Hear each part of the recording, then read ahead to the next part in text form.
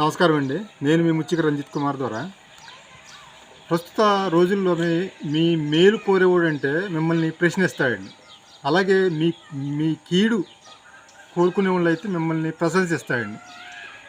అలాగే మీరు నిజాయితీపరుడితో ఉంటే ప్రగతి పదంలో నడుస్తారండి. అదే మీ సంఘంతో భజన బ్యాచ్తో ఉంటే మీకు అధోగతే. అంటే ఇది విపులంగా చెప్తానండి. ఈ మధ్యన ఇది సోషల్ మీడియాలో వైరల్ అవుతుంది. అందుకే విపులంగా చెప్తానండి.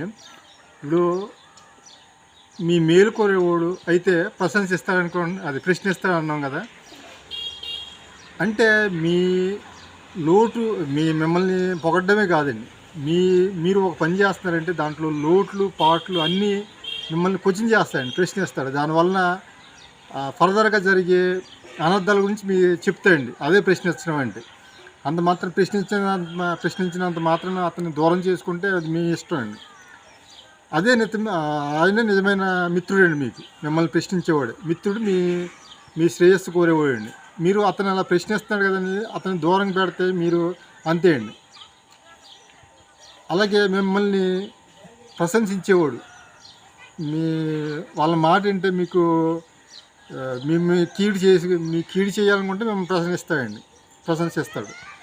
ఎందుకు అంటున్నాయంటే మీ కీడు చేసేవాడిని ప్రశంసిస్తాడంటే మిమ్మల్ని అందరూ మెచ్చుకుంటారండి. మిమ్మల్ని ఎక్స్పెషల్లీ అంటే ఈ సామెత నేను 100% కరెక్ట్ అనండి. మీ మేలు కోరేవాడు మిమ్మల్ని ప్రశ్నిస్తా అన్నాను కదా.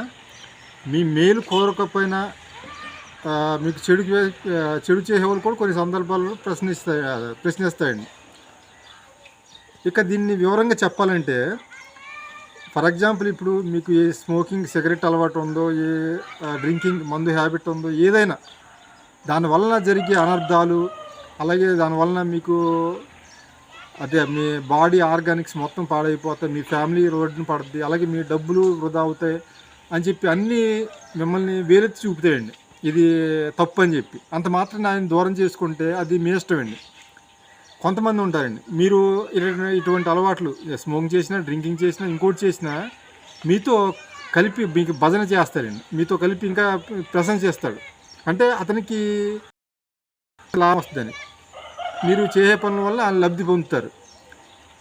అందుకే మీరు ప్రశ్నించేవాడిని, అతను ఎటువంటి వాడైనా కానీ ఆయన ప్రశ్నించాడంటే దాన్ని అర్థం ఏంటో మీరు తెలుసుకోవాలండి. ఆయన భజన చేసినంత మాత్రాన ఆయన ఎందుకు మనల్ని పొగుడుతున్నాడు అనేది మనం అర్థం చేసుకోగలండి. అలాగే ఇంకోటి చెప్పేయండి, మనం భజన బ్యాచ్తో ఉంటే మనకు అధోగతే, అలాగే నిజాయితీపరుడితో ఉంటే మనకి ప్రగతి బాగుంటుంది అన్నాడు. అంటే ఇది ఏంటంటే నిజాయితీపరుడు అని అంటున్నాం మనం. నిజాయితీపరుడు అంటే ఆయన ఎప్పుడు స్ట్రైట్ ఫార్వర్డ్గా నిజాయితీతో ఉంటాయండి.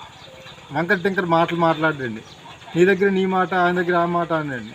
నిజాయితీ అందులోనే ఉందండి. నిజాన్నే మాట్లాడతాడు, నిర్భయంగా మాట్లాడే నిజాయితీపరుడు.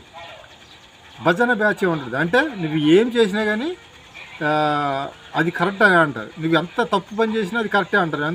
ఎందుకంటే ఆయన స్వలాభం కోసం అందులో ఎత్తుక్కుంటాయండి. స్వలాభం, నువ్వు చేసిన తప్పు పనిలో కూడా దాన్ని వెనకేసుకొచ్చి ఆయన లబ్ధి పొందడానికి ఆయన చూస్తారు. అందుకే నిజాయితీపరుడితో ఉంటే ప్రగతి, భజన బ్యాచ్తో ఉంటే, సంఘంతో ఉంటే మీకు అధోగతి అని చెప్పి అంటున్నాడండి. ఇది సోషల్ మీడియాలో బాగా వైరల్ అవుతుందని ఈ సామెతను ప్రతి ఒక్కరు వైరల్ చేస్తారు. కానీ ఇది ఒక్కసారి ఆలోచించండి, ఎందుకు ఈ సామెత ప్రకారం మనం నడుచుకుంటే మనమే బాగుంటామండి. మన తప్పులు ఎత్తి చూపేవాడిని మనకు నిజమైన మిత్రుడండి. అలాగే మనం భజన బ్యాచ్తో ఉండకండి. మిమ్మల్ని ప్రశ్నించేవాడితో ఉండాలి. మిమ్మల్ని ప్రశ్నించడం కాదు, మిమ్మల్ని ప్రశంసించేవాడితో ఉండాలండి. మీరు ఒక ఏదైనా గెలిచి మిమ్మల్ని అభినందించే వాళ్ళు వెనకాల ఉండేవో లేకపోతే అనవసరం అండి. మిమ్మల్ని ప్రశంసిస్తారు ప్రతి ఒక్కళ్ళు. కానీ వాళ్ళు ప్రశంసించే వాళ్ళు వాళ్ళ స్వార్థం కోసం చేస్తున్నారా, కాకపోతే మనల్ని నిజంగా ఎంకరేజ్ చేస్తున్నారా అనేది తెలుసుకోవాలని చెప్పి కోరుకుంటూ ప్రతి ఒక్కరికి ఈ వీడియో ద్వారా నేను తెలియజేస్తానండి. అలాగే మీరు ఆలోచించండి ఒక్కసారి, అసలు ఈ సామెతలో ఉన్న దాని ప్రకారం మనం నడుచుకుంటే ఏ విధంగా ఉంటుంది, లేదు ఇంకా సామెతలాగా చూస్తే సామెత కిందే ఉంటుందండి అని ప్రతి ఒక్కరు ఆలోచన కోరుకుంటూ మీ రంజిత్ కుమార్. నమస్కారం.